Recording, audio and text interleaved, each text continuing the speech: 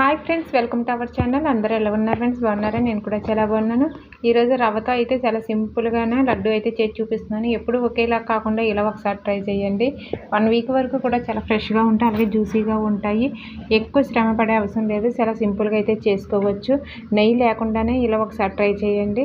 నచ్చిలా ఉంటే అలాగే మన ఛానల్ లైక్ చేయండి, షేర్ చేయండి, అలాగే సబ్స్క్రైబ్ చేసుకోండి ఫ్రెండ్స్. మీకు నచ్చిలా ఉంటే నేను 2 కప్పులు నూకనైతే తీసుకున్నాను అనమాట. నూక అంటే మనం ఉప్మా చేసుకుంటాం కదా, సూజీ రవ్వ, అది ఈ గోరగినతోటి 2 కప్పులు నూక అయితే తీసుకున్నాను. 2 కప్పుల నూకకి 1 కప్పు పాలు అయితే పడుతుంది. నేను మిగడతోటి తీసుకున్నాను అనమాట. ఇలా మనం కలుపుకుంటూ తక్కువ వేసుకుంటూ కలుపుకుంటూ ఉంటే సరిపోతుంది. మనం ఏ కప్పుతో అయితే తీసుకుంటామో 2 కప్పులకి 1 కప్పు పాలు అయితే సరిపోతాయి అనమాట. పాలు పచ్చి పాలు కాకుండా కాచి చల్లార్చిన పాలు అనమాట.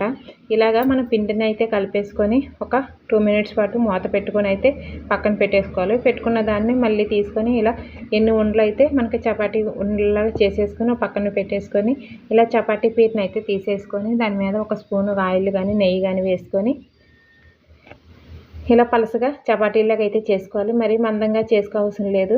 నార్మల్గా మనం చపాతీ ఎలాగైతే చేసుకుంటామో అలా చేసుకుంటే సరిపోద్ది అనమాట. అన్నీ ఒకేసారి ప్రిపేర్ చేసుకొని పెట్టుకుంటే నాకు 8 లడ్డూల వరకు అయ్యాయి కాబట్టి అన్నీ ఒకేసారి ప్రిపేర్ చేసుకొని పేపర్ మీద అయితే వేసేసుకుంటున్నాను.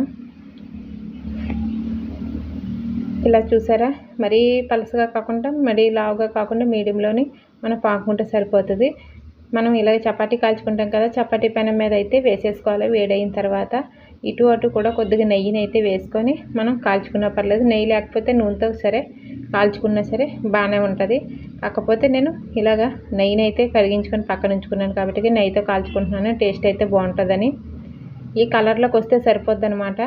ఇలా మనం అన్ని చపాతీలు కూడా మనం కాల్చుకొని అయితే పక్కన అయితే పెట్టేసుకోవాలి. ఇవి చల్లారిపోయిన తర్వాత ఒక మిక్సీ జార్ని అయితే తీసేసుకొని ఇలా ముక్కల్లాగా అయితే చేసేసుకోవాలి. తూపుకి 2-3 వేసుకుంటే సరిపోతుంది అనమాట. మనం ఇప్పుడు మిక్సీ జార్లో వేసేసుకొని చల్లారవ్వాలి. చల్లారిన తర్వాత అయితేనే మనకి మిక్సీ వేసుకున్నప్పుడు అయితే వేడి అవ్వకుండా ఉంటుంది అనమాట.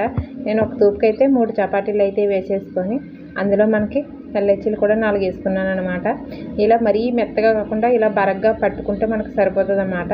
నేను మొత్తం ఆడేసి ఇలా టిఫిన్ బాక్స్లోకి అయితే సైడ్ని తీసేసుకున్నాను అనమాట.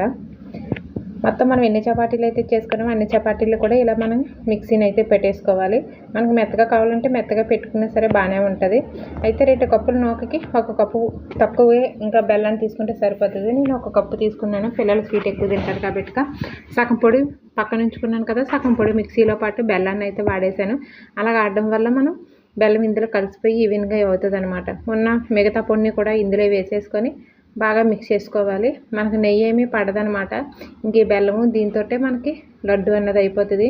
ఇంకా నేతిలో అయితే డ్రై ఫ్రూట్స్ అయితే వేపేసుకున్నాను. 1 స్పూన్ డ్రై ఫ్రూట్స్ అయితే వేపేసుకొని ఇందులో బాగా కలిపేసుకొని ఇంకా మనం లడ్డు వస్తుందో లేదో చూసుకోవాలి. లేదంటే నెయ్యి వేసుకున్నా సరిపోతుంది. లేదంటే మనం కాచి చల్లార్చిన పాలు ఉంటాయి కదా, లడ్డు రాకపోతే అక్కడక్కడ ఒక్కొక్క స్పూన్ వేసుకొని పాలతో కూడా చేసేసుకుంటే 1 వీక్ వరకు కూడా జ్యూసీగా ఉంటాయి. ఎప్పుడు ఒకేలా కాకుండా ఒకసారి ఇలా ట్రై చేయండి ఫ్రెండ్స్. డెఫినెట్గా ట్రై చేయాలంటే మన ఛానల్ని లైక్ చేయండి, షేర్ చేయండి, సబ్స్క్రైబ్ చేయండి.